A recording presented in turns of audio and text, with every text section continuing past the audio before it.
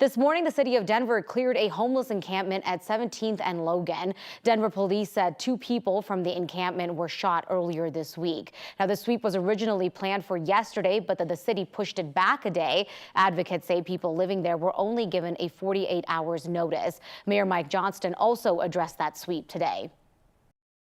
We had some real concerns about safety for both the unhoused residents there and for the housed neighbors there. So I think they're afraid. They're sleeping in a tent in the middle of the night, and that doesn't provide them access to safety.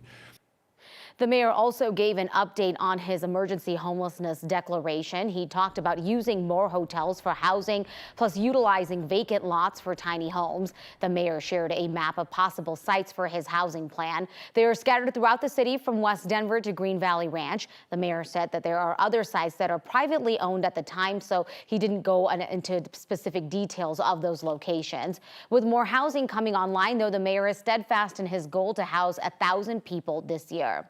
We've also learned today that a person from Denver has died from the West Nile virus. The Denver Health Department tells us they were 71 years old. So far, there have been now 11 deaths across the state this year. The other deaths were in Larimer and Boulder counties.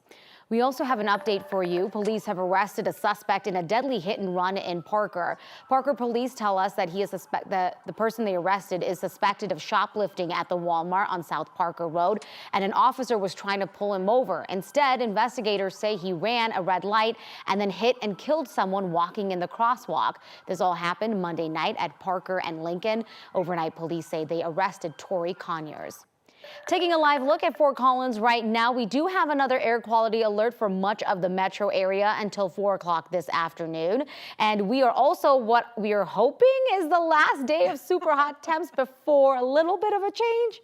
Oh yeah, we got a big change coming. Not only are temperatures going to cool down, but we have a lot of moisture, I should say, not just some, a lot of moisture moving in tomorrow into Saturday morning. Outside right now, a few more clouds in the picture. Actually, it's shaping up to be much like yesterday today. Here's a look at your current temperatures. 86 out at DIA, 87 in Greeley, 93 already in Ray, 90 in Sterling, 95 in Lamar. Cooler up there in the high country where we are again getting another day of showers and storms up there in the mountains. So look at your weather headlines for today. Again, one more day, as I mentioned, in the 90s, and then we have some relief, and that comes in the form of not only cooler temperatures, but some heavy rain that is going to be moving in tomorrow into Saturday as well. We talked about that air quality alert. Again, stagnant hot air once again today, and that is until 4 o'clock for the Front Range urban corridor.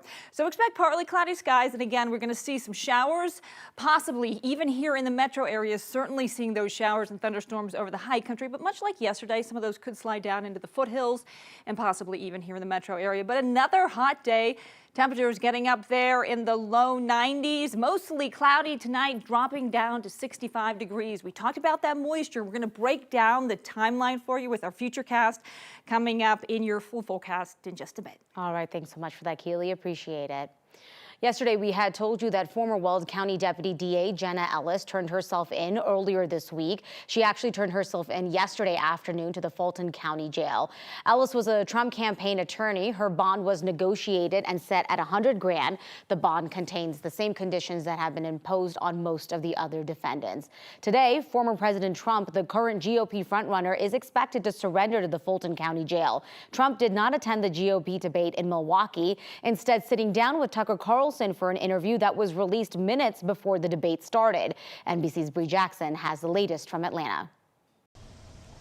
Former President Trump is preparing to turn himself in here at the Fulton County Jail later today, just one day before that deadline set by the Georgia prosecutors and one day after the GOP debate.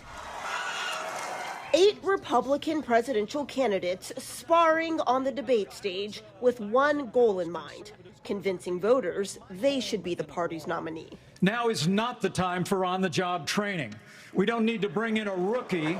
Do you want incremental reform, which is what you're hearing about, or do you want revolution? We will send Joe Biden back to his basement, and we will reverse the decline of this country. Each person fighting to separate themselves on issues ranging from foreign policy to border security. Let's fire the 87,000 IRS agents and hire or double the number of Border Patrol agents. And the economy, and showing divisions over abortion restrictions. Let's find consensus. Can't we all agree that we should ban late-term abortions?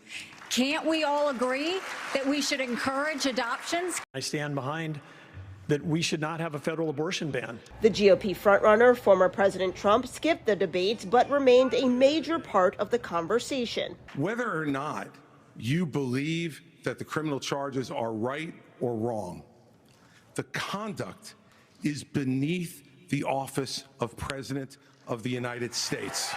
I'm not going to support somebody who's been convicted of a serious felony or who is disqualified under our Constitution. The former president appearing in a pre-taped interview. If you're leading by 50, 60, I have one problem leading by 70 points, and I'm saying, why am I doing it? Trump making his case to 2024 voters while facing multiple indictments, including charges related to alleged efforts to overturn Georgia's 2020 election. And former President Trump's supporters are planning a protest at the Fulton County Courthouse later today.